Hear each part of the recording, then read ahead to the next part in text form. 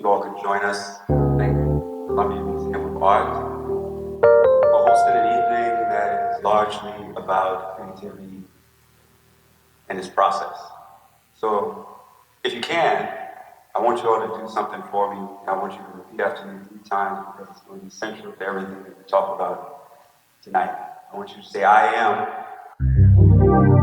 a creative being. I am a creative being. I am a creative being. And that is very important because when we talk about creativity, when we think about unsettled, the exhibit that we hope most of you or all of you had the opportunity to encounter, we often define creativity as this moment of feeling something. We often define it attached to product. We often define it attached to centricity, but it's central focus. That's belong to my work, my industry. That's not necessarily so. I'm encouraging you all tonight to accept a different definition, accept a real definition, for us to participate in a reclamation project around what creativity really is. You can never define creativity separate from the process. Creativity in and of itself is a process. And accept that when we talk about creativity, we're talking about being a creative process. I encourage us to accept the definition of creativity as the conscious beings encounter with the world around them that thrusts them into a process of bringing something new and of value into existence. Creativity is for everyone.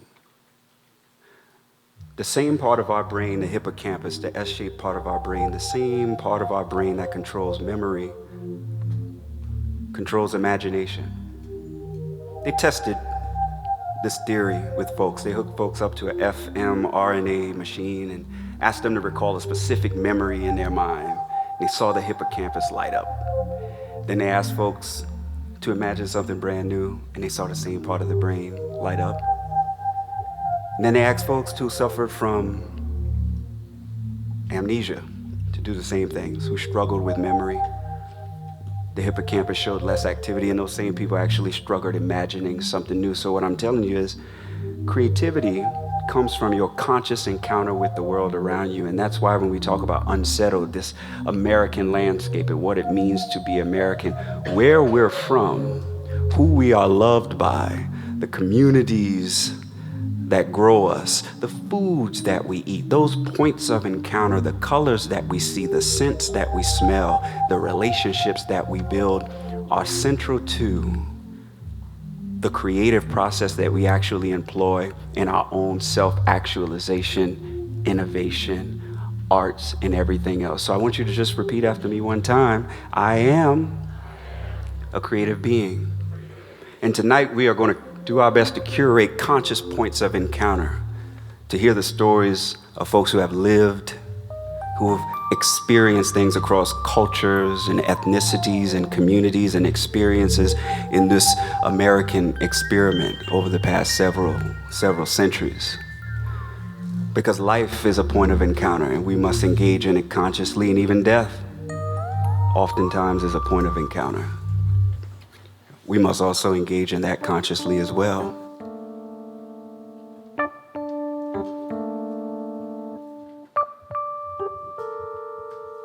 Yeah.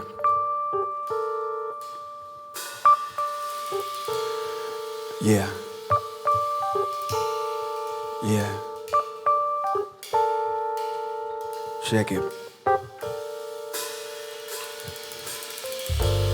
I stare death in the face gracefully over mimosas, cheese, crepes, and pastries, caressing life in the small of her back, smiling. She turns the smile back through a foundation of facts, my hands on her spine, dividing page after page.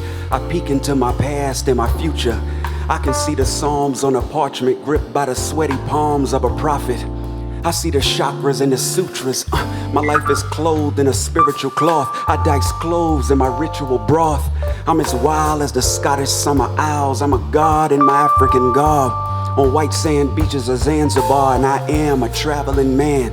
Land so expansive, official transcripts of my transit don't enhance it.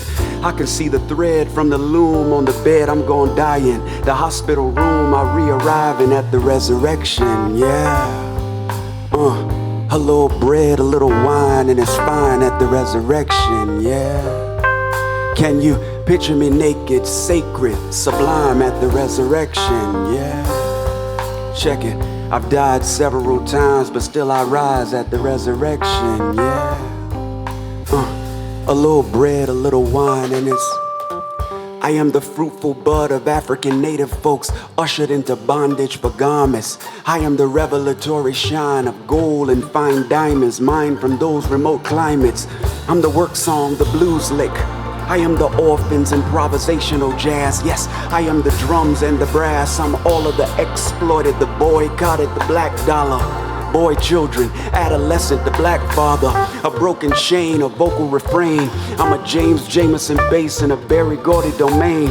A James Brown tenor shout screaming out, hold the notes. The pride of my poor southern black working folks. I'm a rebel on these chords, I'm a funk brother.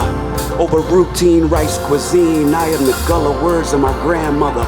On a chillin' better mind, consequences of decisions when it's time for the resurrection, yeah. A little bread, a little wine, and it's fine at the resurrection, yeah. Can you picture us naked, sacred, yet sublime at the resurrection, yeah.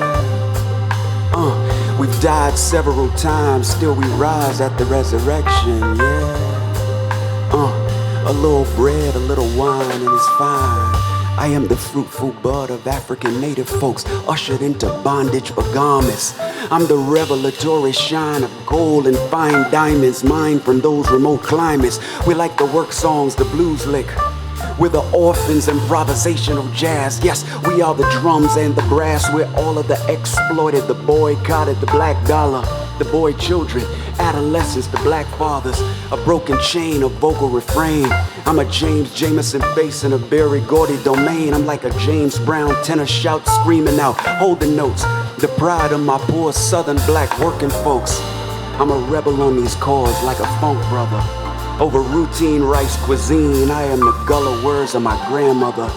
On a chillin' better mind, consequences of decisions when it's time for the resurrection, yeah. A little bread, a little wine, and it's fine at the resurrection, yeah. Can you picture me naked, sacred, sublime at the resurrection, yeah. Yeah, I've died several times, yet I rise at the resurrection, yeah. A little bread, a little wine, and it's fine at the resurrection, yeah. A little bread, a little wine, and it's fine at the resurrection, yeah. Can you picture us naked, sacred, sublime at the resurrection, yeah. Yeah, we died several times, yeah, we gon' rise like the resurrection, yeah. A little bread, a little wine, and it's fine at the resurrection. Y'all feeling good? All right, let's get into it. I want to now bring up our first storyteller, our first creative, Beckee Garris. I want to tell you a little bit about Beckee. Beckee dedicates her work to preserving and sharing rich traditions of her people, Catawba people. Her storytelling weaves together the oral history, cultural practices, spiritual beliefs of the Catawba, offering profound insights into the indigenous experience. Beckee's artistry is also reflected in her traditional crafts, pottery, basket weaving, where she continues the legacy of her ancestors. Through her work, she plays a vital role in educating others about the resilience and the strength of the Catawba Nation, ensuring that these important stories and practices are passed down through the generation. Beckee's contributions extend beyond her community as she actively engages in conversation about environmental stewardship, justice, creative process, all viewed through the lens of indigenous wisdom. You all please join me in giving a round of applause to Beckee Garris.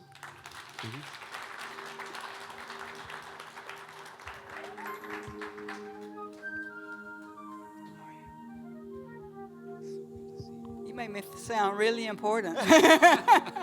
You are. Well, thank you. How are you doing today, Beckee? I'm good. That's good. Yeah.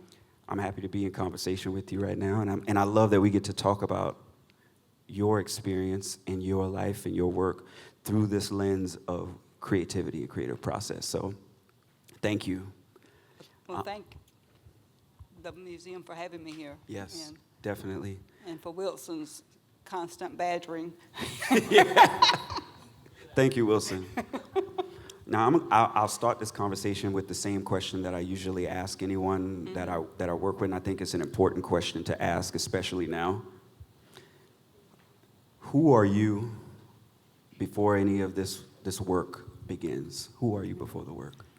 Well, start off with, I had to say, Ni Tim Tanaki Uta Hang Yab Kuri, Siwi Barikre, Beckee Garris. Yeah. And what I said was hello to everyone and thank you for being here. And that my Catawba name actually would translate to woman who sows seeds of forgiveness, but everybody knows me as Beckee. Wow. Amen. I want to get right into creative process, and can you talk to us a bit about creativity as point of encounter? Do you remember, can you recall, or can you expound upon those early points of encounters that have come to influence you and your work? Well, I grew up on the reservation, so I was always around somebody making the pottery. And I could go to town and buy commercial clay, but I cannot sell it as Catawba pottery. It has to be the clay that we dig from the Catawba River, banks of the Catawba River. The site that we go to now, we know orally we've been going there for 550 years. Wow. And we'd never go over there with a backhoe and a dump truck. We'd go over there with a 5-gallon bucket and a shovel. Right. To make sure that it lasts for the next generations. Yeah. So in that way, how does your encounter with the environment shape the work that you're continuing to do now? Well, to me, whenever the times that I have gone on what we call a clay dig, it's very emotional for me. Because knowing the history of that particular spot and how many of my ancestors have been there, and literally their blood, sweat, and tears have gone in that ground. Yeah. So whenever I touch that, I'm sorry. No, you're fine. You're good. That's good. I'm touching them. Yeah. Or they're touching me. Because even when I'm touching the clay to make something, I have an idea what I want to make. If the clay doesn't agree with me, it will not come out. Yeah. Yeah. I have made things and looked down and not looked at it, but let my hands shape it, and I looked down and I said, oh, I didn't know that's what you wanted to be. Right. Yeah. Right. So. And what moves you? I know that this is a tradition that is passed down. Yeah. What moves you to express this in your specific and unique way? The pottery that you make, the artifact, the art that you create. It can't die with me. So I had to keep teaching. I have a 5-year-old great-grandson. And when I was growing up, his age wasn't allowed to touch the clay. They could watch, but with me, he's touching the clay. He's making something. He made a little small vase about like this. And I shaped the ball the first time he ever made one because he was watching me make, and he said, can I make something? I said, sure. So this particular vase he made for a friend of mine at church because she asked me if he'd make her something. So I handed him the clay, and I said, well, he said, I know how to do it. You told me. So he actually made the whole thing by himself. And then he made a handle on it, and he said that was his snake handle. And within our culture, the black snake is a sacred animal because it not only protects our food sources from the rodents, but it was also a watcher. And even our Catawba warriors in the past tattooed snakes on the back to show their warrior status. So you strike hard and disappear. Right. Yeah. You said this practice this creative act can't die with you. And you talk about your grandson. Yeah. Who did you learn it from? Who did you I get it learned from my aunts and my cousins. My mom didn't make it because there was 9 of us. So she was busy making biscuits for us.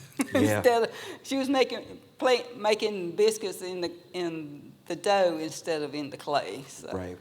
And just being around it, and it wasn't until I became an adult till I realized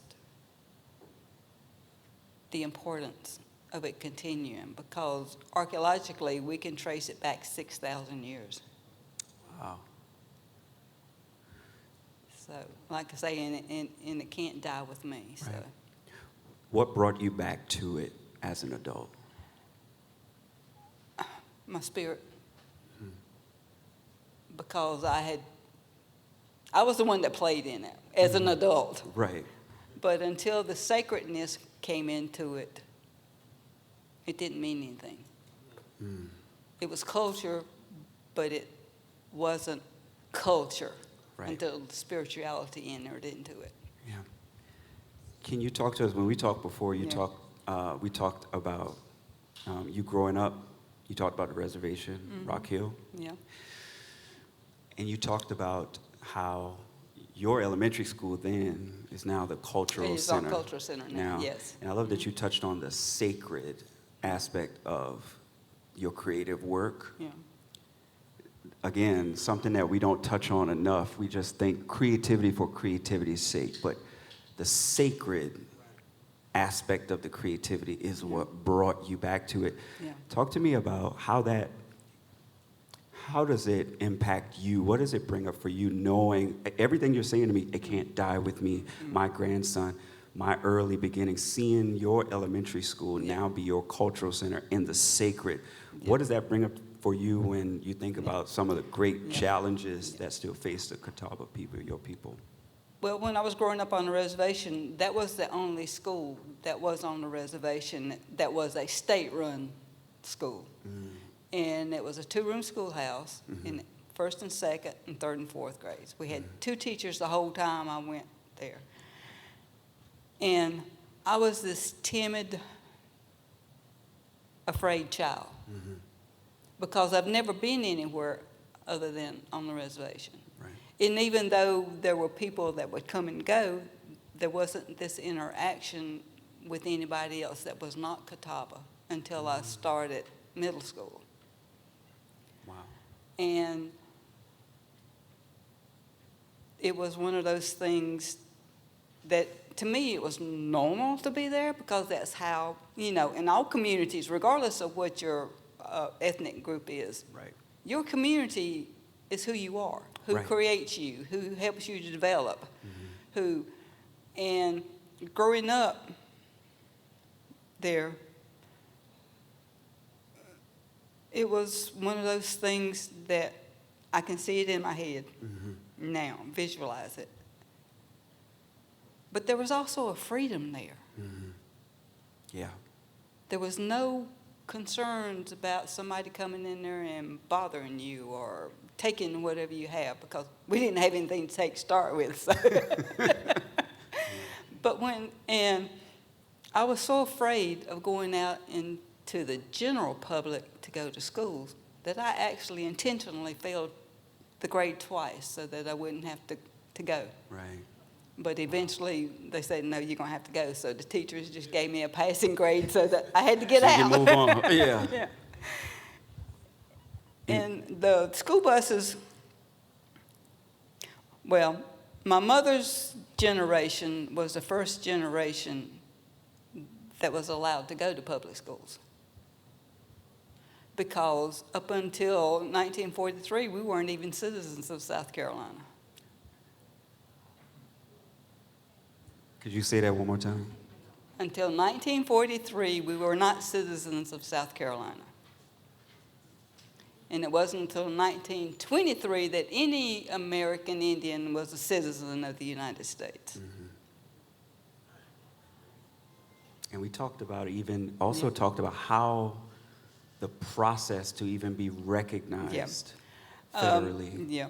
There's a lot of rules and regulations that the federal government has set in process. And part of that was because whenever gold was discovered, and I don't know how many people know that Charlotte, North Carolina was one of the largest gold manufacturers up until it was found in California. Yeah. Yep. So they would move us. Mm-hmm. The first reservation we were put on was in 1850, Mm-hmm. and it was with the King of England. Wow. And it was 15 miles square, not 15 square miles. 15 miles square. So this square mile Mm-hmm. went 15. Right. This square mile went 15. 15. So we'd say it was 15 times 15 Right. instead of just 15 square miles. Mm-hmm. And then once we got federal recognition, almost at the same time that we got state citizenship. Then in Eisenhower's administration, he took away federal recognition of 110 of the small tribes, and we were one of them. And how does that impact? Did away with the reservation. Yeah. Did away with the land. Right. But what saved us was the 1 square mile reservation that the state put us on, because they had actually in 1850, somewhere along in there, South Carolina wanted to get rid of its Indian problem. So they told us that if we moved to North Carolina, they would give us 5 acres and a cow. Not 40 acres and a mule, but 5 acres and a cow. Yeah. But he didn't tell the governor of North Carolina that he was sending us there. So when we got there, there was no land and no cow. No cow. Yeah. So we were nomads for a while, and then that's when South Carolina said, well, okay, you come back, we'll put you on this 1 square mile reservation. Wow. And so when we lost the recognition, which it was proved, I imagine the federal government doing something illegal. Imagine that. We actually had to take the state of South Carolina and the United States government to court to regain our federal recognition back, to prove that we still existed. And it took 27 years in court, and we finally got it back in 93. Wow. But to enlarge our so-called reservation, we had to buy our own land back at market price. After it was taken away. By stripping away your federal record. Yeah. Mm-hmm. So, and I'm not even sure that people know that it was still against the law in South Carolina until 1960 to marry one of us.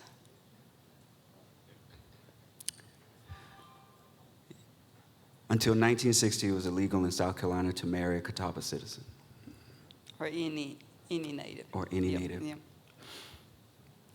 You talk about when things like the stripping away of your federal recognition happened because you had that 1 square mile community.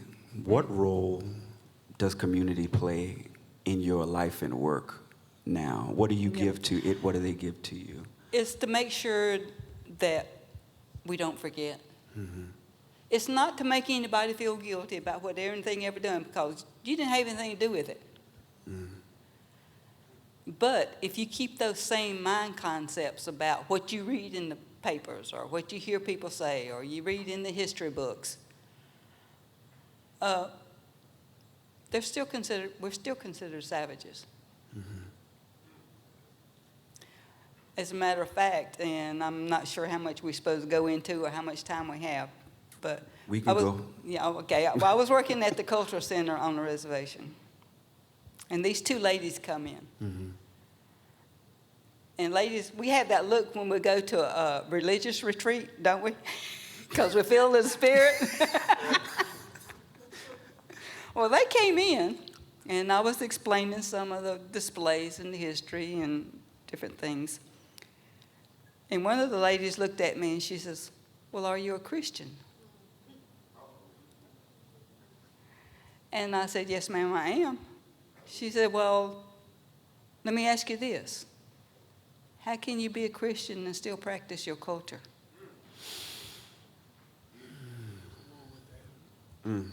So I looked at her and I said, "Because I cannot dishonor my Creator by not being who He created me to be." Come on.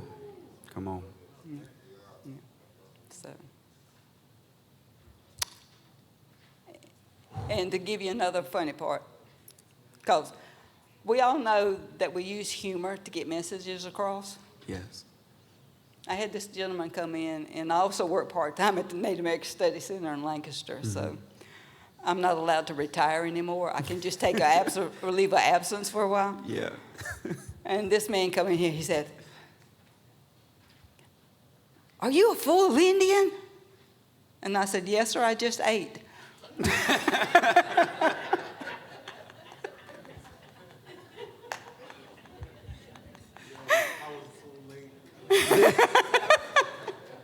Y'all, And then somebody asked me one time again, and they said, "Well, are you a full blood?" And I said, "Yes, I haven't donated to Red Cross this week." That's so funny. This is why everything that you're explaining is why conscious points of encounter, like the way the stories are told, when you talk about, to some people, we're still seen as savages, the question still becomes, who's telling the story? Counter storytelling is so important right now, and storytelling as a form of creativity, one of the oldest forms of creativity. People being able to tell their own stories of their own cultures in the way that they have been handed down from generations past. I ask you, and I know you're going to bless us with your storytelling. And before we get there, I want to know from you, like, what is your greatest hope for not only your work, but also your people currently? That people realize that regardless of who you are, where you come from, we're still here. Yeah. Yeah. And that goes for anybody's culture. Because we all know that history is his story, not our story. Right. So, Right. So that's hoping, that we get that out there, that everybody knows. And stop prettying up history. It was ugly. It was ugly. Yeah. It was very ugly. Yeah. Brutal. Yeah. Tragic. Exploitative. Violent. All the things. And I love that you said, as you take control of your own story, you're still here. Your people are still here. There is resilience. And resilience doesn't mean absence of obstacle or absence of anything. But there is, even to be resilient is a creative act. Right. To remain, to find joy in still being when everything is up against you. Literally, for many of us, for many cultures and races, when you're trying to be erased. Right. Yeah. And the thing about it is, in South Carolina, we have 13 state-recognized tribes. And most of them didn't even start getting it until 2007. Wow.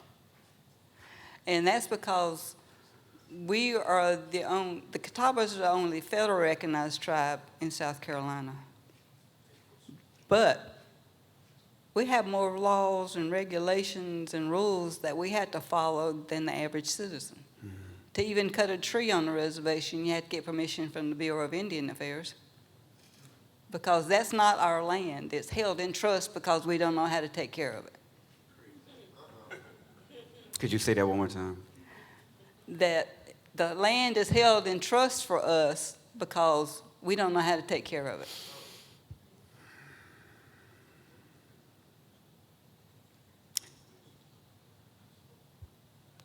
Wow. Says who? The federal The government. federal government. Conscious encounters, conscious point of encounters. Mm-hmm.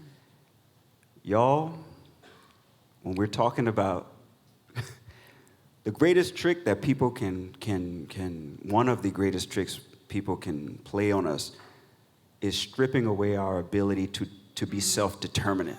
Right. To determine where we're trying to go, who we are, the stories that we tell, not only to ourselves, but to our communities, and by way of all of that, what we're able to create for one another. Yeah. And we're actually now reviving our language because, once again, the federal government made it illegal to speak our language, practice our culture, or our spirituality. They would not just... By the time the boarding schools came along, our tribe had gotten so small that we only spoke English. But we still had 13 of our children go to boarding schools. And they sent them to Carlisle in Pennsylvania. All the other boarding schools, and I think the last one actually closed in 1970.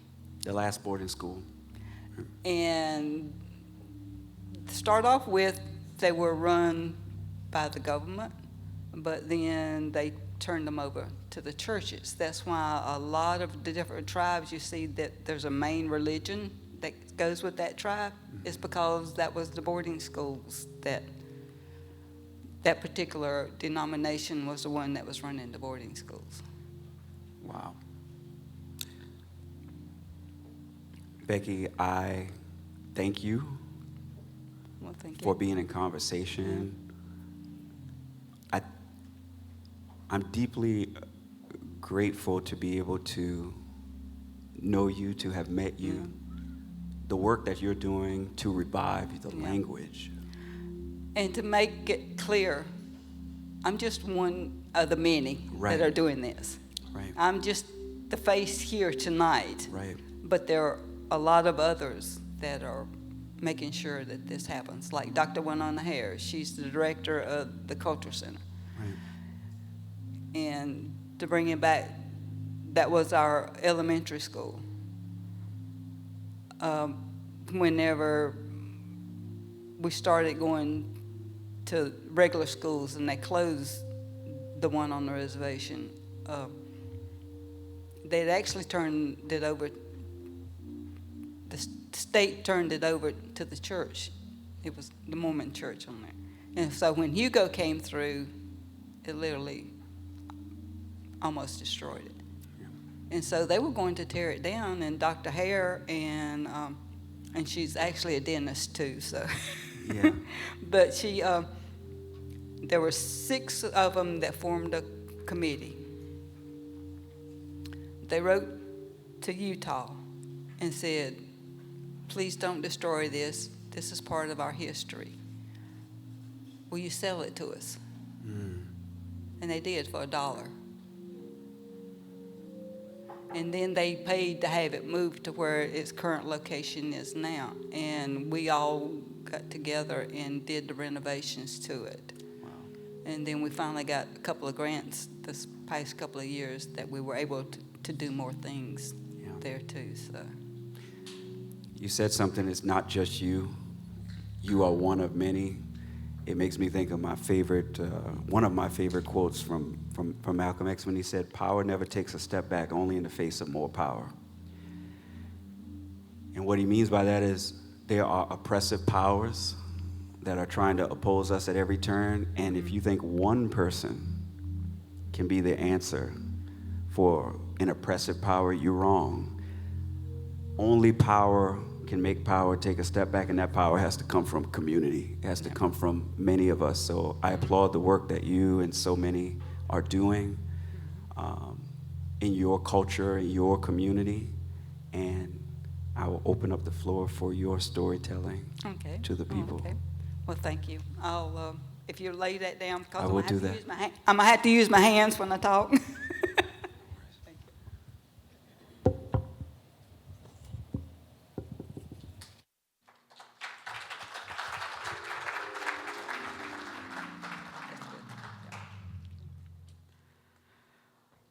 Well, to begin the stories, I had to begin the stories the way I was taught to begin the stories. Rodrick in Spring Tonk. A long time ago, the ancient people said, this is how the Dippin' Dot Doc Sook Sook looks the way he does today.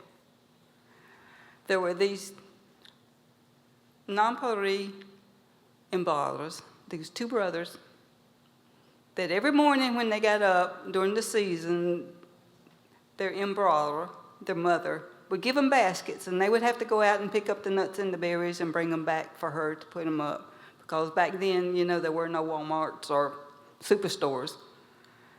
So they did that. As soon as they brought them back, she emptied them. They had to go back and fill them up. Had to go back, fill them up.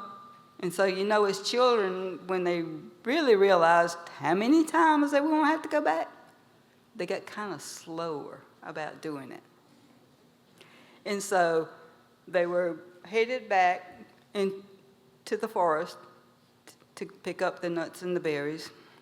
And the youngest embroiderer started twitching and turning and doing this. And you know, we always have that spot that regardless of how we try to reach it, we can't reach it ourselves. So he looked at his big brother and they said, my back really itches. Will you please scratch my back for me? And of course, big brother being big brother said, no. He said, but please, my back really itches. Will you just scratch my back, please, and help me? And that way we can start doing what we're supposed to be doing. And once again, big brother said, no. Find a tree or something. I'm not going to do it. He said, but please, please, please, please, please, please, please, please, please. He said, okay, stop the squealing. I will scratch your back. So he starts scratching little brother's back, and little brother saying, curry, curry, curry. That feels so good. That feels so good. And so big brother stops. And he said, well, why did you stop? The itching is still there. Just please, just scratch it one more time. And big brother standing there shaking his head. He said, and he said, okay, don't go there. I don't want to hear you squealing again. So big brother starts scratching his back. But this time, in the middle of scratching his little brother's back, he brings out his claws. And he just rakes them down little brother's back. And little brother naturally starting out, ow, ow, you're hurting me. Big brother looks at little brother's back and he said, Isagari, I am so sorry. I put stripes on your back. And he really was sorry, because you know what was little brother going to do as soon as he got home? Going to tell mama. So, and of course, we all know that big brothers love teasing little brothers. And little brother said, yeah, right, And then he said, no, it really is. Scamper down to the stream and look and see your reflection in the water. So little brother starts scampering down there, and he looks in the water. Sure enough, the stripes were there. But instead of being angry at his big brother for putting the stripes there, he looked at little brother and said, hello, hello, thank you for putting the stripes on my back. It makes me look pretty cool. So, of course, big brother looks at little brother's back in a different way now. He looks, he starts pouting, kicks the dirt. He said, yeah, but I don't have stripes on my back. And little brother said, I'll put stripes on your back, because we always know when little brothers get something big brothers they don't have, they want it too. So he puts the stripes on his big brother's back. And so today, this is how the Catawba say that the Dippin' Dot Doc Sook Sook are how the chipmunk got his stripes. Hello. And since we've run over, I'll just go ahead and stop with that one. But we're having our Yapyi Ishwa Festival, which is the Day of the Catawba, on November 23rd. So just come on up and I'll tell you a story then. So thank you.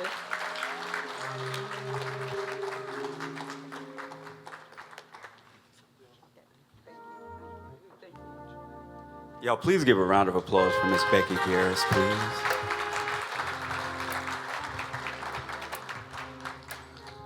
Storytelling is the oldest form of communication. You know, we've been doing that for a long time. Things get passed down. All these conscious points of encounter. This is about the environment. This clay is going to that spot for over 500 years to engage in creative practice. From that river, to have established bodies tell you that you're delegitimized, what that means to dehumanize someone.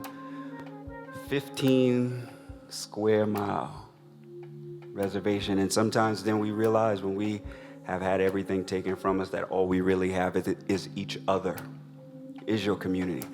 We are currently in what we are characterizing, Surgeon General characterizes it, Vivek Murphy, as an epidemic of loneliness and isolation in the country right now. And the impacts and the effects of this epidemic of loneliness and isolation from a public health standpoint is worse than the impacts of smoking. Depression is up, anxiety is up, stress. People feel isolated, people feel lonely, and it's killing people. People are dying because of it. So when we ask ourselves, how can we be so connected on all our devices and with all of our tech and all of our technology, but yet we feel more lonely and isolated than ever before? Sometimes the answer is the question, how am I as a conscious being encountering the world around me in a manner that thrusts me into processes of bringing something new and of value into existence? How am I encountering the world as a conscious person that allows me to love somebody better, that allows me to be more accountable about my actions, that allows me to build better relationships? And what is my relationship like? How am I in relationship with my natural and built environment? How am I in relationship with spirituality? How am I in relationship with labor? Not only my labor, but the labor of my community, the labor of the people that I build community with. Because labor built this country and so much of it is exploited and extracted. And how am I in relationship with justice? All forms of justice.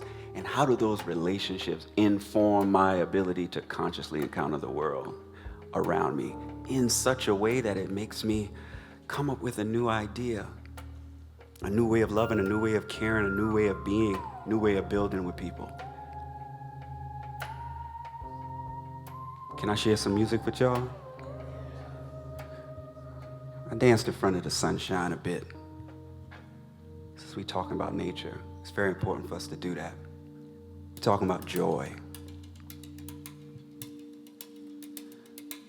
I danced in front of the sunshine. I danced in front of the sunshine for some time. The light glowed on my melanin. Panoramic views of God's face saw the boy through all his hard days, and I danced in front of the sunshine for some time. I burnt wings when I rose high. Ain't a damn thing stable under heaven. I was too young to understand why. I danced in front of the sunshine for some time. The light glowed on my melanin.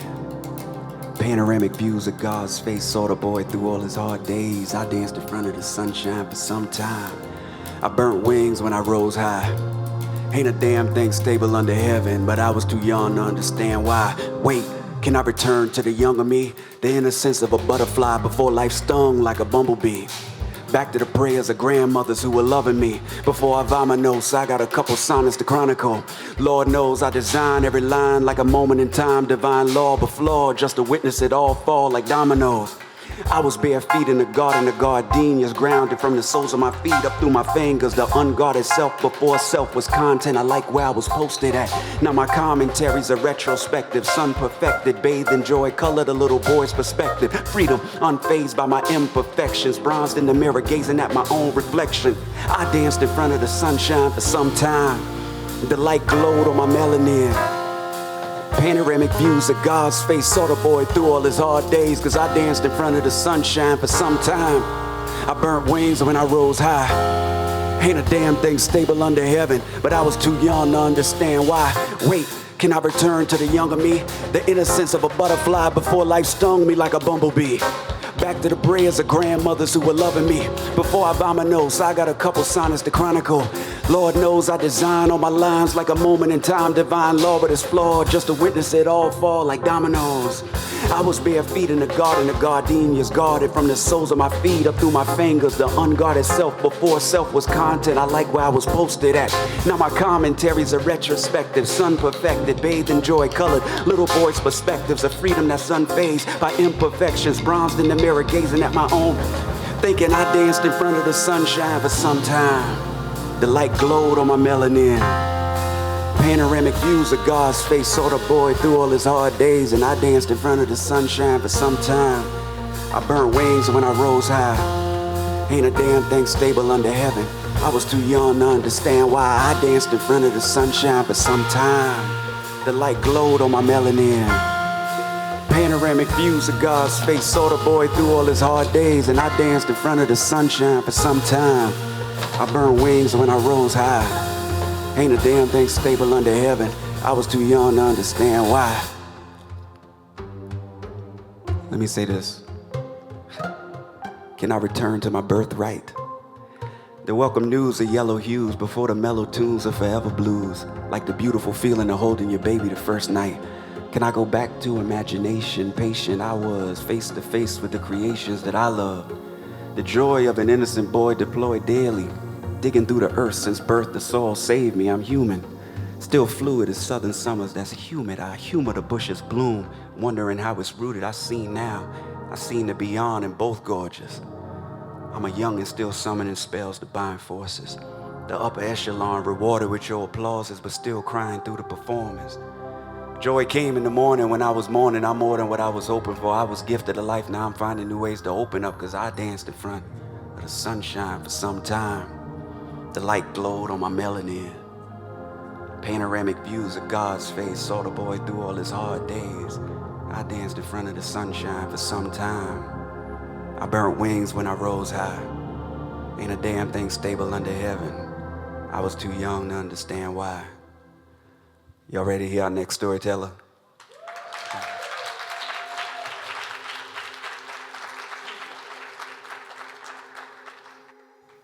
I want to introduce the gentleman that I have coming up to the stage, Mr. Marion Rollen Chalmers, farmer, entrepreneur, business owner dedicated to preserving and cultivating South Carolina's heritage crops. With a deep connection to the land, Mr. Rollen continues the agricultural traditions passed down through generations, focusing on sustainable practices that honor the environment and cultural significance of the crops that he grows. His work not only nurtures the soil, but also keeps alive the stories and the values of the rural South, particularly those black farmers who have long faced challenges in maintaining their livelihoods. Please give a round of applause to Mr. Marion Rollen Chalmers, y'all.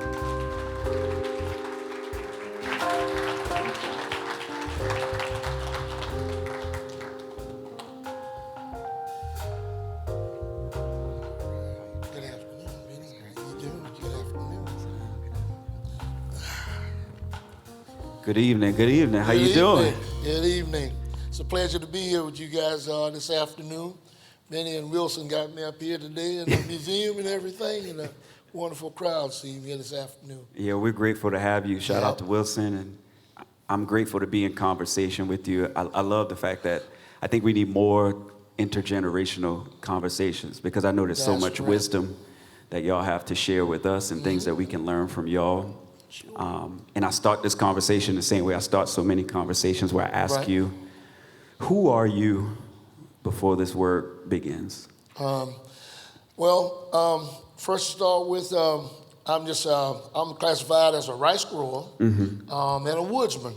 I'm always in outdoor. I'm just an outdoor person. I love being in the outdoor in an environment, and I think that's one of the things that actually got me into rice growing too, because rice growing, it's a whole different, you're in a different atmosphere from anything else, from when you're growing corn or soybean or anything.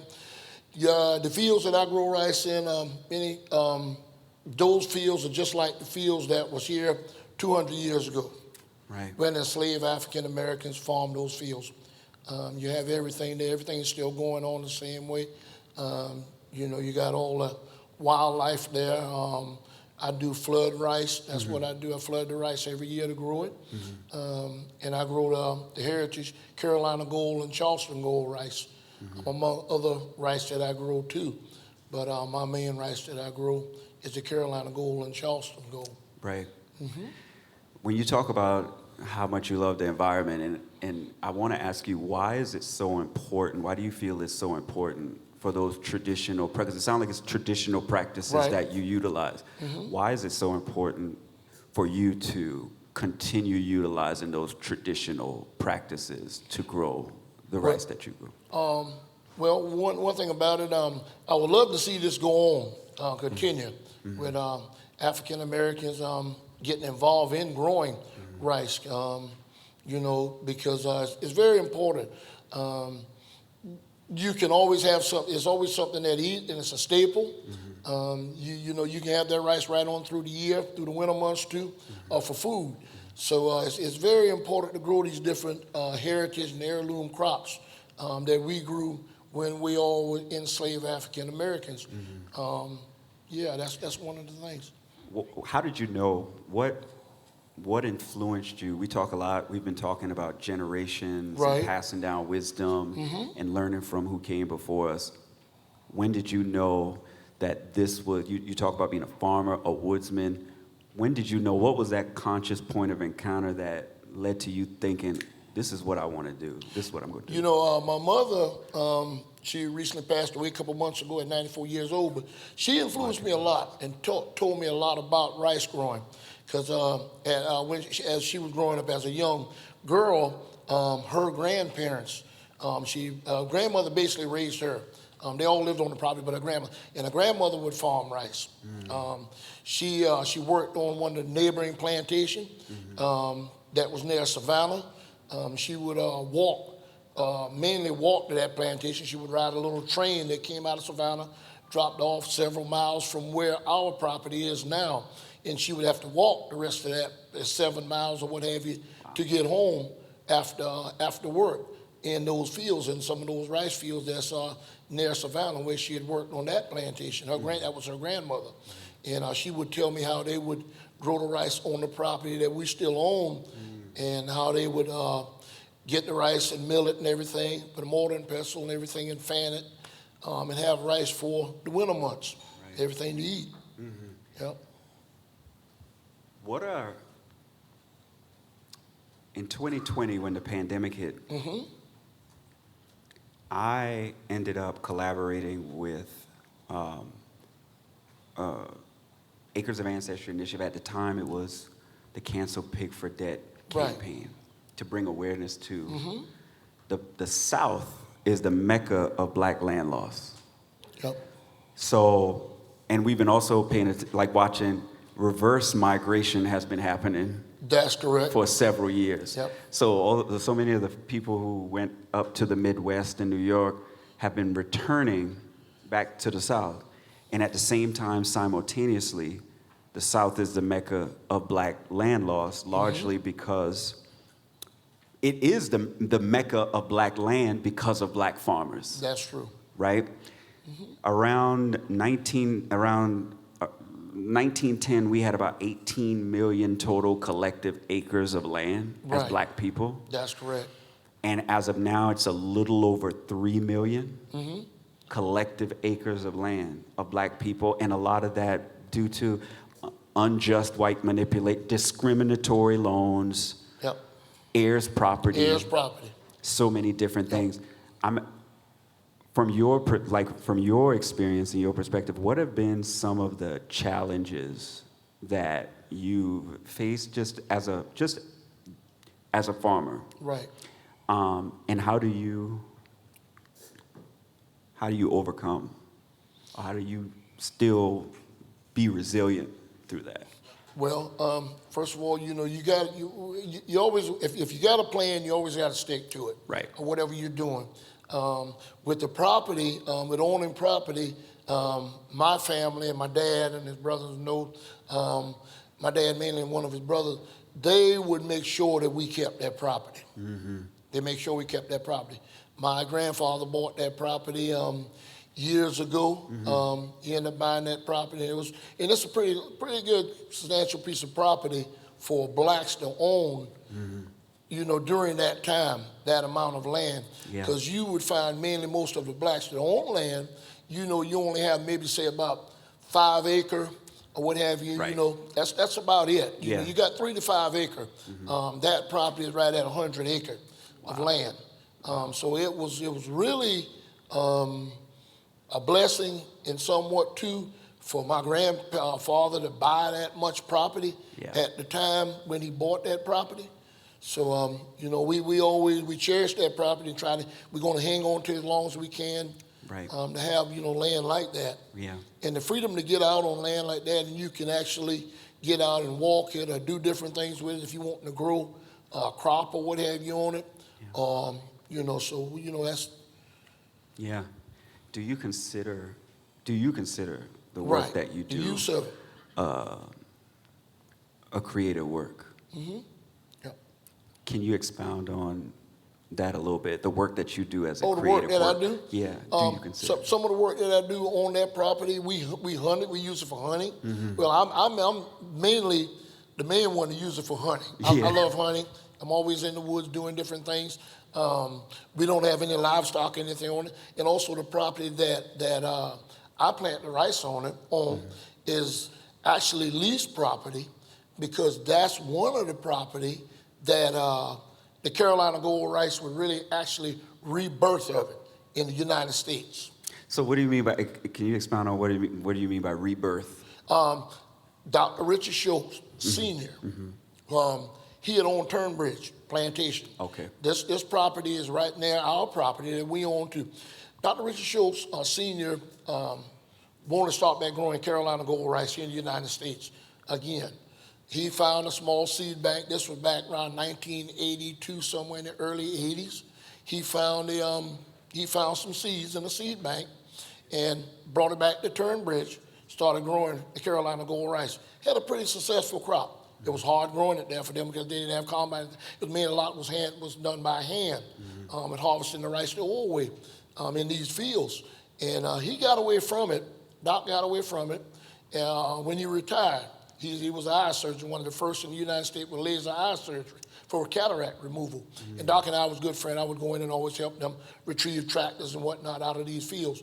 Rice growing is not an easy task when you're growing rice because of the wet conditions in those fields. And he got away from it. And then maybe right around, it's been about 20, 21 years, Glenn Roberts, who was a good friend of theirs that owned Anson Mills here in Columbia. Glenn and I became good friends. I met Glenn through Dr. Schultz. And Glenn wanted to start back doing research again with Carolina Gold rice at Turnbridge. And Glenn and I hit it off real good, and I started growing the rice. But before I was growing rice too, is basically I was like a recreational farmer. Okay. What do you mean by that? A recreational farmer is when if you own a substantial amount of property, whether it's 500 acre or 1,700, 2,000 acre land, and you're into wild game. You're into dove shooting, you're into duck hunting, and you want me to come in and build fields for you. I'll come in with your raw land, build these fields, whether it's on the high side, that's down in the low end of your property.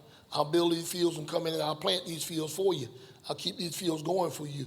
And that's how I got a lot of my practice from doing that. And I got a lot of knowledge from my mother, telling me how they plant the rice and everything, and when time to harvest it, and everything, during the year. Yeah. Yeah. You mentioned that growing rice is not easy. No, it's not easy because of the wet conditions, and I'm sure among other things. Yep. One of the conversations I've been having amongst friends is the difference between, even though we may use these words kind of interchangeably, the difference between happiness and joy. And there's a subtle difference between, happiness is often a fleeting outward expression of joy that comes from inside, that is often connected to purpose or a sense of well-being or something greater than yourself. So when you mention that, how difficult it is because of the conditions, what keeps you Why do you do it? Why do you continue doing it even though it's difficult? You know, mainly it's the drive. It's the drive with me being out there. And I tell you another thing about when you're growing that rice out there, you find different things in those fields when you cultivate in those fields, whether it's a piece of an old bottle or a hole or something from when someone was in that field working and they didn't have tractors, they were doing it with enslaved African, they were in there working fields, and you come across these different artifacts that were left, and then you can almost see history. And I'm gonna tell you another thing about those fields. When you're working out there, most times it's by myself, either one other person, and they're on the tractor, what have you. You can almost feel the presence of people, something that either watching you or that's just a, you know, and I get joy. I'm out there by myself most of the time. Yeah. And like I said, it's really not, rice growing is really not easy because you have a lot of things against you in rice growing. Even if you grow that crop and you got the most beautiful crop out there, field of rice, the Carolina Gold, Charleston Gold, and you got a hurricane, it's like the one that was brewing out there the other day, you're really worried because these fields that I have, they're just like the field, like I said, 200 years ago, they're right on the saltwater marshes. And when the hurricane comes in, it comes across the embankment that protects these fields with the fresh water. And rice will not tolerate salt. Salt water, yeah. No salt at all. So, you know, you're always facing something. And if you don't get the hurricane and you don't get the tidal surge that comes over the embankment, it's the wind and the rain. We got something called in rice growing called lodging. Lodging is when you go out to the field and you got a hurricane out there, you got this wind and this rain, and one day you coming in, you got an area about as big as this stage right here, and the rice begin to lay down. It's like you take a giant comb and just comb it. And you see a spot about big as this field, it lays down, and then when you come back tomorrow, you got twice that much of the field is gone. It's laying down. And when that happens, you really got problems. Most of your combine, mechanical John Deere combine or whatever combine you can't get up under that rice to pick it up to cut it. The rice needs to be standing. It needs to be standing about waist high or better for that machine to go across and cut it. So it's almost like if that rice gets in that condition, you got to have almost humans to go back in and pick this rice back up. And you take it the old way and you just take and cut it. You take and cut it and throw it across your arm and you're walking along and you're cutting rice by hand.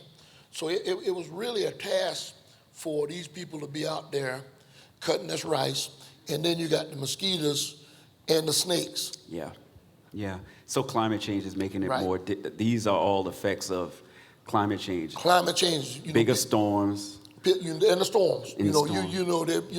Right now climate change is playing a real big part. People don't see it out there who are not out there in these fields and whatnot like we are. We're looking at this every day, seeing what's going on. You got a lot of salt intrusion. The ocean is steady coming in. Yes. And it is no joke. It's steady coming in. It's gobbling the land right back up again. So it's rice growing is a whole different deal. Yeah. Saltwater intrusion is something that I was recently in the southern part of Louisiana. They're dealing with saltwater intrusion in a major way. They've lose, thousands of acres of land right now. They're losing thousands of acres of land right now. And I read an article, I think very recently, that there were signs of saltwater intrusion in Francis Marion Forest. That's right. Already. That's correct. Right now we got a new. We're working on it probably about a year away with our salt tolerance rice. We're about a year out. We're planting some, done that. I'm in the research a lot too. That's how I really got the growing, and we started Rollen's Raw Grains, our retail store and whatnot. I was in the research growing with Glenn Roberts. Okay. And we test different things, see what's gonna happen here with these rice seeds and everything. And we got a rice right now that's somewhat salt tolerant. So we're going to be growing some rice in those fields that I've lost. I got 3 fields right now that I'm not really even planting. I can't even plant because of salt intrusion. Because of salt intrusion. And this is in location. This is at Turnberry where I grow rice at. It's where in the fields that I grow in. Can you, because I love that you mentioned this, and this was leading into a question I had, but y'all going to be tired of me talking about creativity by the time the night is over, but it's okay. Salt. You're talking about rice that is resistant that Resistant could to possibly salt. be resistant to salt. Yep. How does that come about? Like, for people who may not be as well versed Right. in agriculture and the work, Right. the research? It's just different breeding of the crop. You would still get an organic rice that you get into eat, but it would be with different breeding and things that the scientists that I work with and these different guys and all seed breeders and whatnot, and what they work, how they do this, where that rice would be more resilient. It's sort of like a Spartina grass. You would almost Spartina grass would grow. You see out on the marsh, it's beautiful, pretty and green and whatnot. You know, how's that weed or what you may call the weed? How's it growing in that salt water? Like live oak trees. Live oak trees will be right on the bed of a saltwater creek or what have you, and it's still alive. You put a pine tree next to it, and that pine tree's gonna die. The pine tree cannot tolerate the salt. Right. Yeah. Community. Why is it so important? You talk about the scientists that you work with, and I always go back to like community and collaboration and Right. all of that being really important in creative process. Why is it so important for you to be able, you as a farmer, someone who's been doing this in the way that you've been doing it, at the level you've been doing it for so long, with so much Right. knowledge and wisdom and expertise, why is it important for you to be able to work directly with scientists in this type of research? It's very important. But working with these guys, they give you a lot of enlightenment. We work on, we not only rice, we work on a lot of different peas and stuff too. It's very important because you can do without a lot of different things, but you gotta have food. That's right. Everybody you gotta have food. Right. You know, and it's just like I tell people the things that's going on now in Ukraine and these different places. We as just everyday people, we don't realize that a lot of our food and grain comes from places like Ukraine. It's not all grown right here in the United States. It comes in on a ship. It comes in, and right now, more and more things are coming in on the ship. I'm right at Savannah at the ports. You know, the ports are steady growing. They're dredging the river deeper for bigger ships. That's right. another thing. Dredging. That dredging, the more you dredge that river, the more salt water comes up that river. Right. It comes out the Atlantic Ocean, come right on up the river, Savannah River or what have you. It'll come right on up that river. Fish, you find redfish now in the water that used to be fresh water. Wow. And the redfish would only be in salt water. Right. And you can catch it now in the brackish water. You know, people that fish, I had a guy told me the other day, he says, you know, I used to go on the other side of I-95 and I could fish and catch bass. He said, now I got to go probably about a mile up the river. Wow. Because of salt intrusion. Saltwater intrusion. Saltwater And intrusion. You said something about when food has to be imported, and I was listening to someone talk about the difference between even indigenous, like verdure, and why that is important to grow and what it does for the environment versus bringing in grass and stuff that is not indigenous to an area, and how it does not give, oftentimes either gives back to the soil or burrows deep enough to hold the soil together. Hold the soil together. Y'all, I think everyone should be having a conversation at some point in their dinner tables or at their house with their friends about food and water. We all should be talking about food and water. This year, there has already been violence happening in other countries around water, which has always happened, but it's happening at a more frequent pace. And if we are not growing our own foods, if our own foods aren't be able to be grown where we're from, do we really know the quality of that food? There is something about a sense of place. Food that comes from where you are from, where you grow up, and what it not only gives to you, but what it gives back to the environment in which you live. Food, it's just like when the pandemic hit struck here back 2021. Where I grow this rice at Turnbridge, you could actually, you know, nobody could go nowhere. We couldn't go nowhere, we couldn't go and buy no food, you know, you home. If you grow your own food, main things like sweet potatoes, stuff like that, you can stay in your place for months. Yes. Right at your house. You don't have to go nowhere to get anything. Yeah. If you're out in the country, you got all your protein. You go and get your deer. That's right. You go and get your turkey. That's right. We have all the stuff on the property. I don't have to leave for anything. That's right. You know, you got wild boars. I got it all. So it's very important. And you don't have to have a lot of acreage Yeah. to grow some food. You don't. Because most of the time when you do grow food at home, you have more food than you need, and you end up giving your friends and your neighbor most of it anyway. Community. So.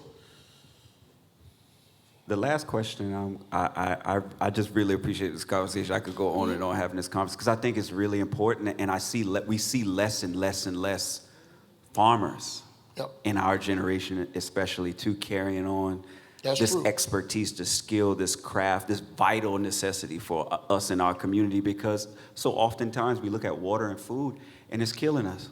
Yep. The question I would ask you is, you talked about that presence of something when you're out there working. Mm-hmm. And it could be the presence of the ancestors before, it could be the presence of God, it could be all of that. It's a spiritual presence. Yep. What is your hope, not only for what you do, but what you want to see become of it for the future generations? I would love to see more young people get involved in planting different crop and sustainable crops in the future. I talked to quite a few different schools from here in South Carolina, California, New York. Mm-hmm. They'll come in and at an event, and these kids will get to talking with a group of kids, they get to talk with me, and I'm always trying to encourage them to grow something, to get out and learn how to grow some kind of a crop, to have food. Right. Food is very vital and very important, and it's these days it's even getting worse with things happening in different countries and whatnot, where we always can have our own food. Mm-hmm. Yep. Mr. Chalmers, I really appreciate you coming here tonight. I appreciate you having me this afternoon. Yes, sir. Y'all give a round of applause for Mr. Chalmers.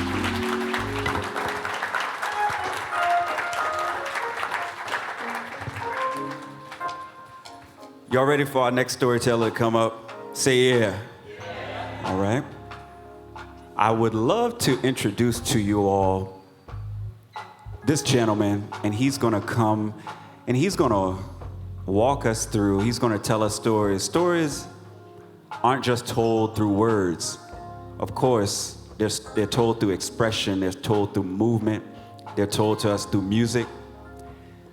This gentleman is an attorney, but he's also so much more than that. He's an artist, he's a creative. And he's gonna walk us through what he's been doing and what he's been learning in a constant process for over 50 years. Ladies and gentlemen, please give a round of applause to Mr. Thomas Mosely.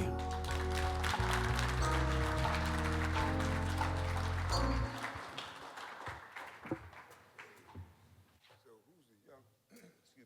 who's the younger person in the room? Right there. Well, it's okay. You. Okay. Well, I know I'm supposed to give reference to asking permission from somebody to talk first. I mean, that's the traditional way. But I might be asking myself because I might be the oldest one. I might be the oldest one up in here. So, who's the youngest now? Come on up.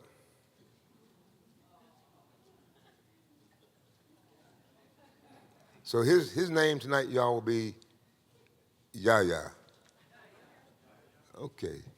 And the other gentleman with the eyeglasses right here, come on up here too. I'll take 2 Yayas. I'll take 3 Yayas if we got another one. How you doing, Yaya? What's your real name? Jude. Jude. Jude? Okay. How you doing, Yaya? I'm doing good. How about you? And what's your real name? Peyton. Peyton? Yes, sir. Peyton and Jude? Yes, sir. Okay. JP. Come on around.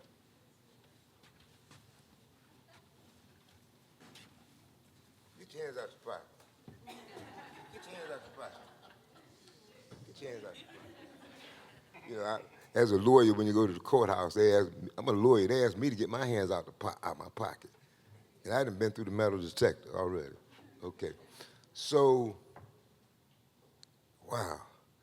I want to thank the Columbia Museum of Art and It's a guy named Wilson Bain. Wilson, you here? Yeah, I'm back here now. Yeah, okay, well, everybody can blame it on him for having me up here. I feel like I've been discovered after 50 years of dealing with these instruments. Those of us who were here during Marjorie Hammock's celebration, when I blew the conch shell and had everybody going, Marjorie. Y'all remember that? Yeah. Okay, so that's how I got discovered, like I was, Christopher Columbus, Okay, I'm gonna use a different setup because I got a lot to say about these instruments up here, and I was thinking about whether I should use deductive or inductive reasoning. But I think I'll use a little bit of deductive reasoning, and it'll make the story go a little bit better. So let's start with antiquity, and Yaya, you got your hands in your pocket. Okay. Okay, I'm gonna take a seat. I really feel awkward with this, and you can be my assistant too, okay? I will be your assistant.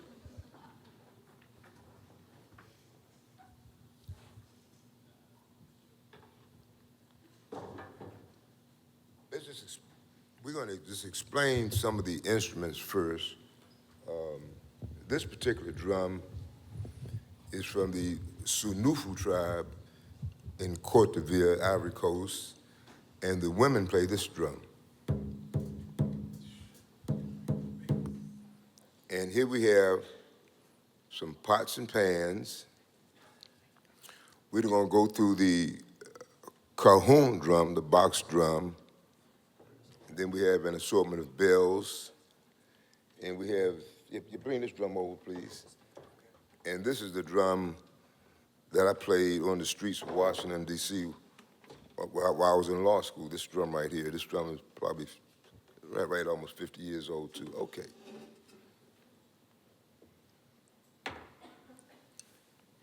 Why don't y'all guys have a seat? Yeah, you can have a seat on the floor or on the chair, whichever one you want. Okay.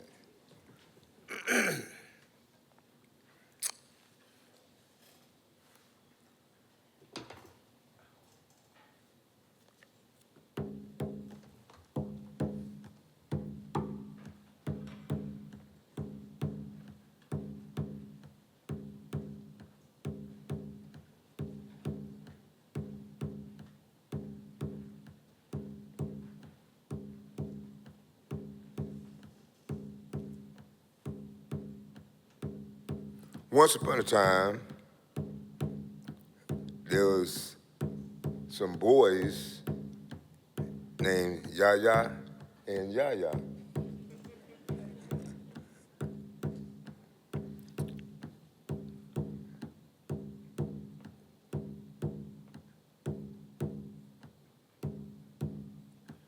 The first sound that we all hear as children comes from our mother and the umbilical cord, the heartbeat. Yaya would play with his buddies in the neighborhood, and their job, y'all's job, was to take the pots and the pans down to wash them after mother cooked.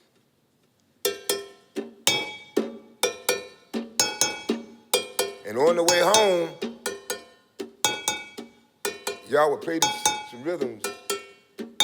Remember how you play those pots and pans? Are you serious? Good.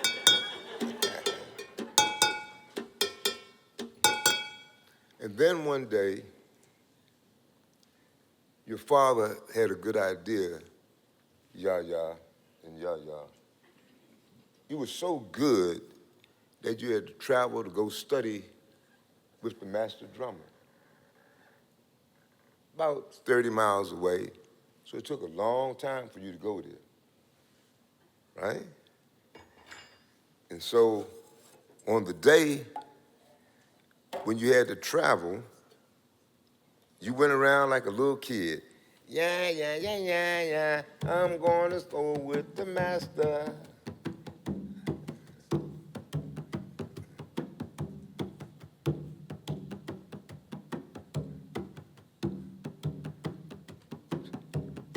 So late that night,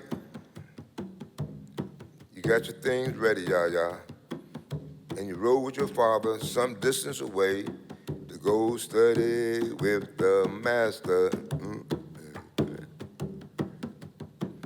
So you ran around, hey y'all, I'm going to study with the master. You got there late that night, went to bed, and you got up the next morning and went to the drumming room. You got inside the drumming room and you spotted a special drum that you always wanted to play. And you ran over there, and as soon as you got ready to hit that drum, the master said, You got to first learn how to listen first. So you fold your hands, thought about what mama told you. I knew I wasn't gonna like this guy. He's telling me I gotta listen, and I came here to drum. So the master began with iron, ogun. Started with iron, and the master would say, well, we're gonna play the banana bell from Ghana.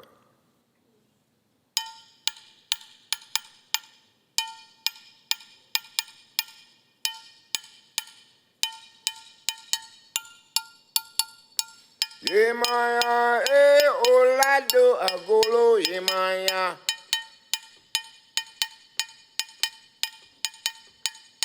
Yemaya, olado agolo, yemaya.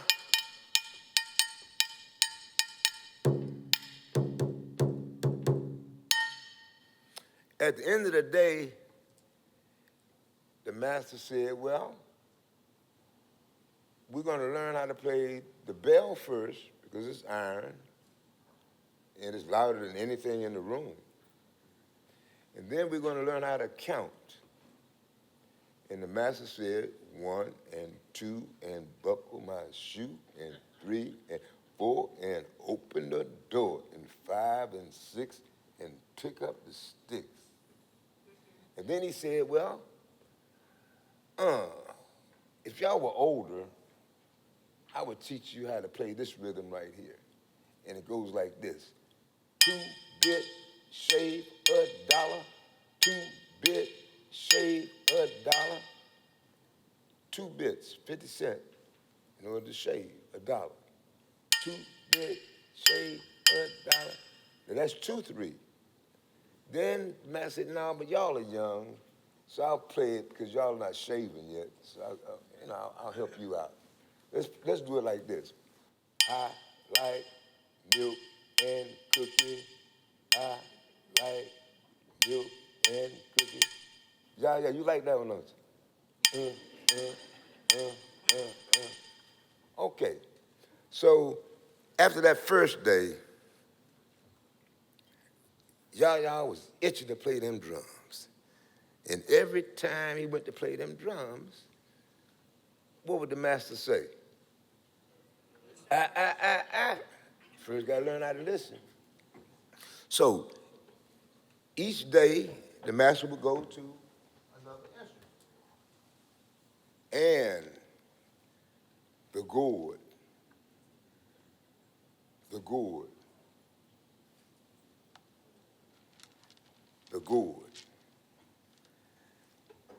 Yaya said, well,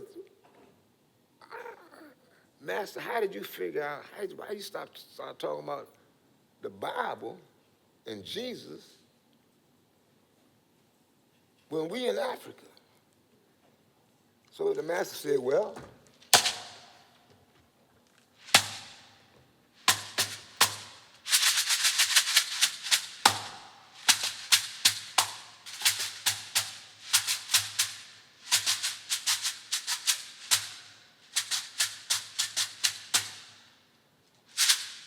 okay, now, y'all, can you do like this here? Hey, stand up. Can you do like this?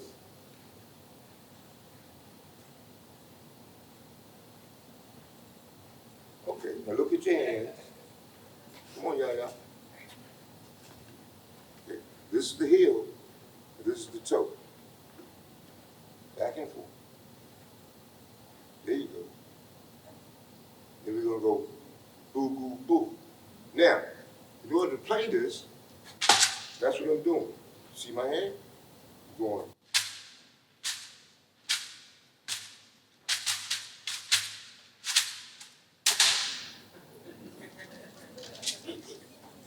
Okay, so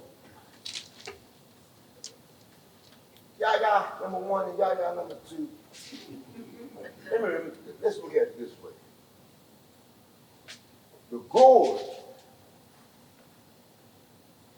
is in the book of Jonah. You got dried up, you got the belly of the beast, you got dried up on the land. And remember now, that plant came up overnight. He didn't do nothing. And covered him up. He was supposed to go to Nineveh. Remember that? And then, he got thrown overboard. Remember that? And what happened next? The fish ate him. Fish ate him. Then what happened? Then what? The fish puked him out, right? Then he went on dry land. What happened after that? You don't know, because I didn't know. You better not know that. Okay, but it's in me. Samuel, school of the prophets. Yah, wait a minute, y'all. You gonna have arthritis. Stop, y'all. You gonna have arthritis and you keep doing that. What you doing that for? You better not. Look here. Y'all, that's trauma. That's King Arthur. When you get my age, you'll be like this. It's almost like, he was put over there for a purpose.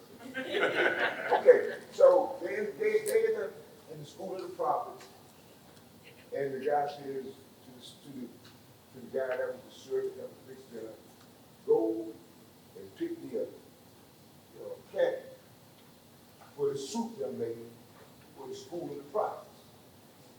And he couldn't prophesy that guy was going to go get poisoned from the board.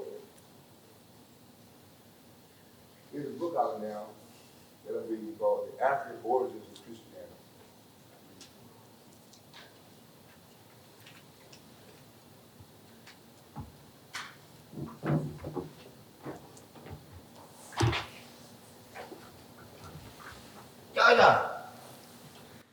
Yeah. Now I know, I know you in love with this drum right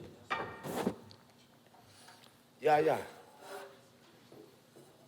Which drum you want to play? You know you can't play anything, right? You can't play none of these, right? You know that, right? Why? You have to listen first. That's right. That's right. You know that too? Okay. And I mean business. Now, the djembe, the djembe, shaped like an hourglass, perfect shape of a bell.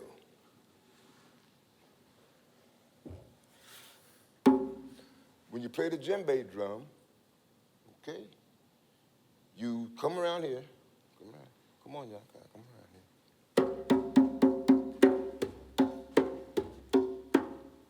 Okay? different technique, okay? Your tones along the edge.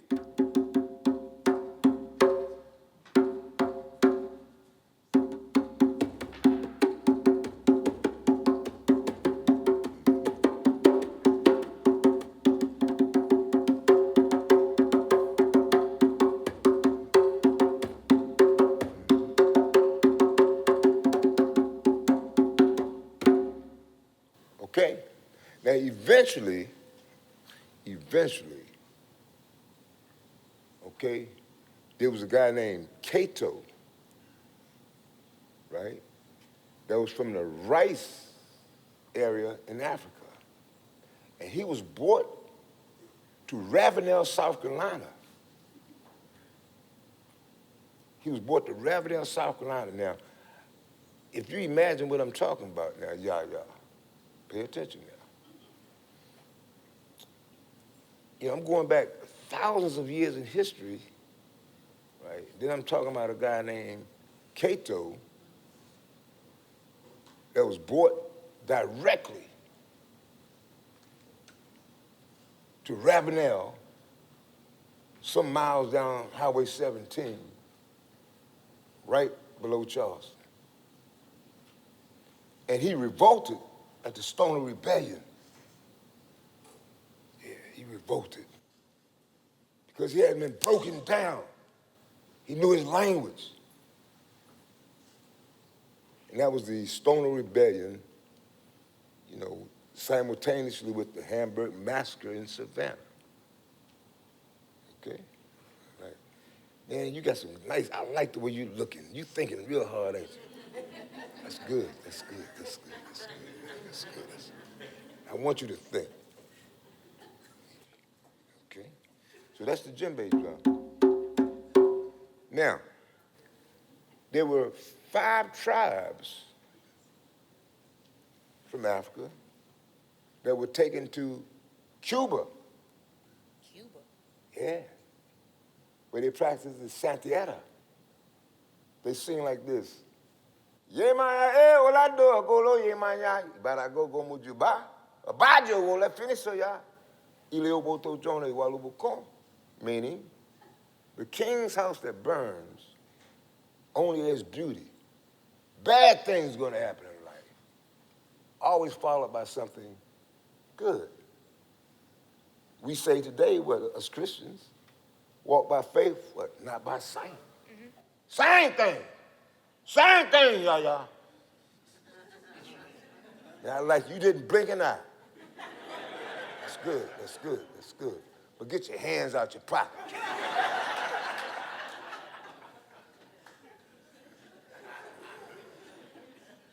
Okay? And then he said, put them behind your back. Okay, so eventually those guys ended up somewhere in Puerto Rico, somewhere down there, after they came across the sea. And they had crates. They had crates to carry the food in. So when they got down there in Cuba and Puerto Rico and all those places, Haiti, remember now, the Haitians, they didn't submit. You know anybody from Haiti? Anybody from Haiti? So they played on boxes. Cajon, this is a box drum.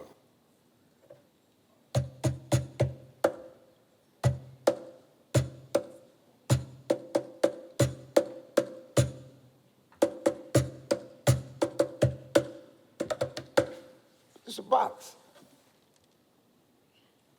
Tri-boat off the side of the road, Chester Street, Columbia, South Carolina.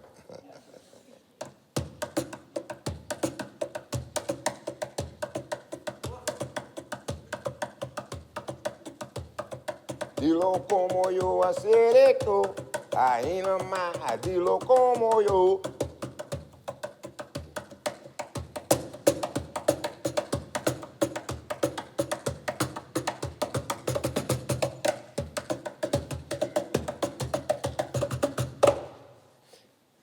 It has metal on the inside, You can get this junk off the side of the road and you can make you a drum. Okay? The box drum. So, after all of that, y'all, after all of that, Yaya never got to play those drums.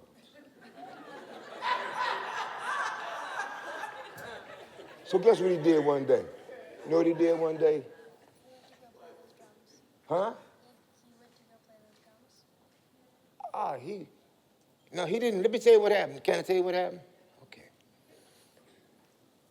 Yaya got mad one night, and he went out on the back porch and called his daddy to come get him. Fed up with him. Now, he didn't call his mama, because he got the rhythm from his mama's belly. And he know mama's gonna say, keep listening. But he knew that his daddy was a bad dude. That if another man was gonna respect Yaya, I'm gonna call my daddy on you. Daddy said, okay, if you wanna come home, son, he treating you that bad, I'll come get you. Yaya went to sleep that night, tossed and turned all night long.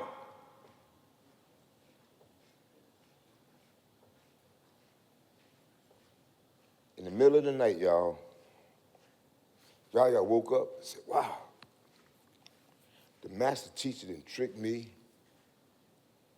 I hear them drums, y'all. You hear them? You do? Do you hear them? Thank you. Where they coming from?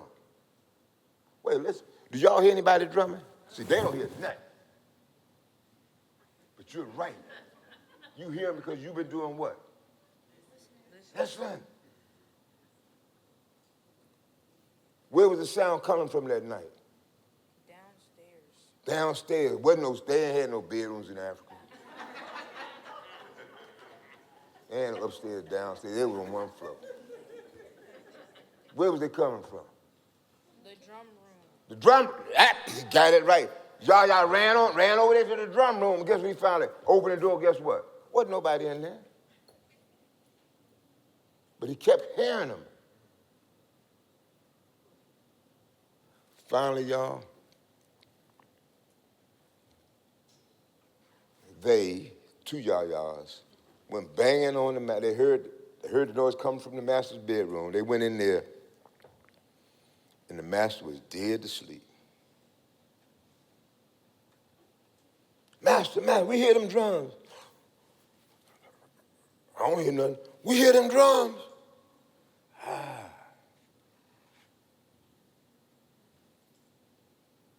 Thank you for listening. Because by listening, you had memorized everything I played. You knew it. And the master was so happy. He said, oh, you learned how to listen. Now let's go play. Imagine that, y'all. Listening is so important. Do we listen to each other? Do we listen to our school teachers, to our mothers and fathers? Listening is so important. So Yaya, by listening all them weeks, all them months, all them years, finally had learned a lesson and could play. Thank you. That's the end of it. Thank you. I got a quick one. I got a real. Now you can have a see. I have real short. Just another little story. Now that particular one right there, I learned at the Heritage Festival in Beaufort, which is in the fall, by the group called Baba Joseph and the Healing Force from North Carolina. It was on one of their CDs, and I memorized that one. Another story, real brief, is a story about leadership. There's a small community, and this community has to decide the leader because the elders had died. So some gentlemen got together and said, we're going to send word through the community that we need a new leader. So all the available young men went and they met, and the assignment was to grow a gourd plant. And about 10 or 15 of them, however number it was, each young man was given some seeds to go and grow a plant and come back in about 90 days' time, okay. Meanwhile, there was this one young man that everybody was surprised that he was in the competition because he was diminutive, didn't talk too much, a real nice guy. So as time went by, he would go and walk by other boys' plants, and he was looking, and man, he kept going home, and he looked at his pot. His plant wasn't doing anything, and everybody else had these huge plants. So eventually, on a day when they were supposed to, present their plants, and they were going to decide who was going to be the new leader, he didn't even come. He was so ashamed. All the boys had these big plants, went up there. And then, so he went and he stayed on the boundaries of the location. And the chief elder kept calling his name. Where's Yaya? Where's Yaya? Yaya didn't come. All the boys had their pots, they had the big old plants. So finally, they found Yaya, and they wondered what he wanted. And all the boys had the plant, and Yaya didn't have nothing. So he's standing there. All the boys, Yaya's over there like this. They said, well, Yaya, you the only one that was honest. Honest. Integrity. Everybody else had cheated. They were liars. Because guess what the elder had done? He had taken some gourd seeds and boiled them. They wasn't no good. And Yaya thought he had failed because he was honest. He didn't cheat. We don't need no more greed. We don't need no liars in public office. Competition, a little story about competition. Man, I've been in some black churches. I'm ended up now. And the first shall be last, and the last shall be first. I'm not going to mention the church or where I was at. And I looked at them deacons and preachers, that competition. I'd rather be a coach, because I hang out with coaches. And I'd rather have my boys gather around, and that's the big tree with all the goodies around there. And these boys were taught, like in America, if you get there first, you get it all, right? That's what we teach. You win, you get it all, right? Hey, why would you want to be, it's in one of your Molly, so why would you want to be happy at the top by yourself? There's another way of teaching y'all. When we're in these athletic sports, get all the cookies and put them around the tree.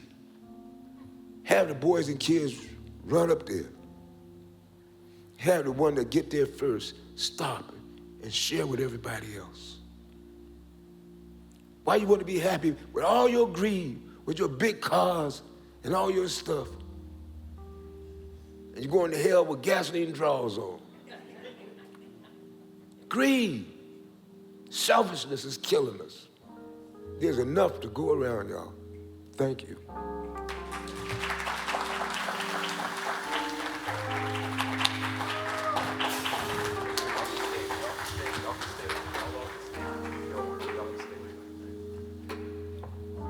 Y'all, I really, really thank all of you for coming and spending this time, taking the time, the intentional time to engage with the Unsettled art exhibition, to encounter it very consciously, and to see all these different forms of creativity take place